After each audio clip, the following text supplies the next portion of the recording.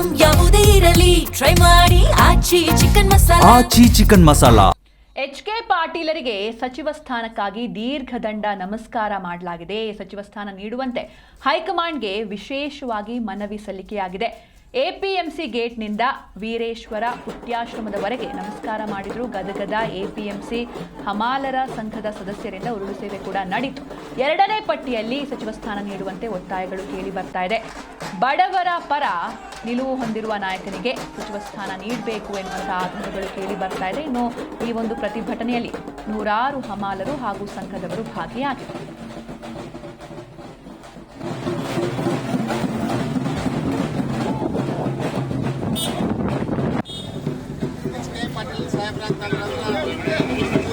ರಾಜ್ಯ ತುಂಬ ದೇಶ ತುಂಬ ಏನವರು ಮಾಡಿದಂಥ ಕೆಲಸಗಳಾದವು ದೇಶಕ್ಕೆ ಕೊಡ್ತೈತಿ ಅಂತ ಅದು ಮೊನ್ನೆ